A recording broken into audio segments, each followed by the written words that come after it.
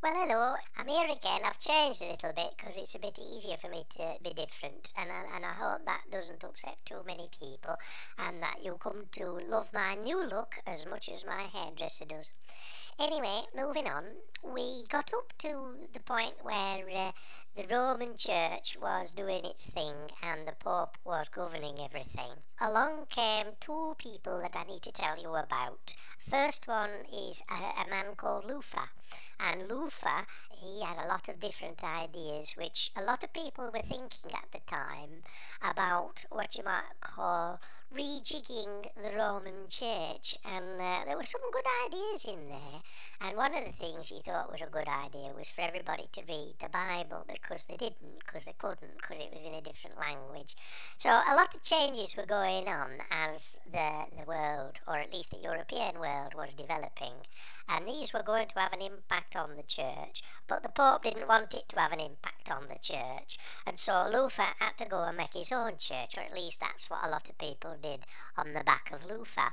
Anyway, the church did eventually, the Roman Church, the Pope, he did eventually reform. He went into a river called Trent, and I think he was rebaptised and came out a lot better for it.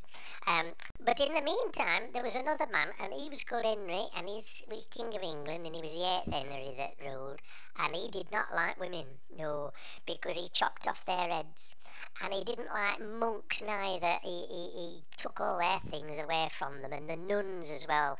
They were running around with no houses and no abbeys and no heads, and it wasn't a very good time for ladies in England. And in the end, all the monks and nuns and all the church people had to do what he said. And he said, I'm going to defend you all. That was funny, weren't it, when he chopped off their heads and took everything away from them? He was going to defend them. Anyway, they saw the funny side of it and they all agreed with him. And up till even now, this day, the situation is that the bishops are chosen by his descendants, like Queen Elizabeth and Prime Minister. And so all our bishops are chosen by the government, and that's why they are meek and mild and do not say things against the government and don't upset the people. Because the other big thing that's happened recently is we've decided to become Congregationalists, and so the people in the pews vote and tell the bishops what to do. Well, they don't, because they all do it together, but really the bishops, the mealy-mouthed ones, they're just, well, it's a bit of a mess, really, synod. You'll just have to find out as things go on. Anyway, just to finish off, Rowan William, he's the biggest one now. He's the Archbishop of Canterbury, which I've talked about before. And he has the power to give people jobs.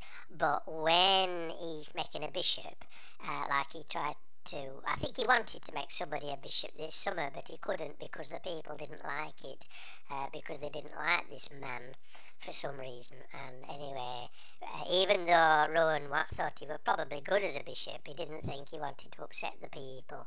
So there you go, meek and mild. That's the way these days for bishops, except for some, but they're usually designated as mad.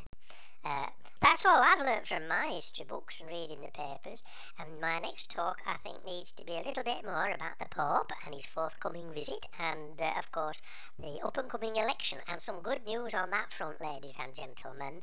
Um, I have decided to stand myself as a candidate for the synod. I'm hoping that my cat-like status isn't going to be a bar. I am over 17, or is it 16, or is it 21? Any road, I think I'm old enough, but I'm not sure if I'm the right sort of creature. We'll just have to see. Okay then, well, see you soon.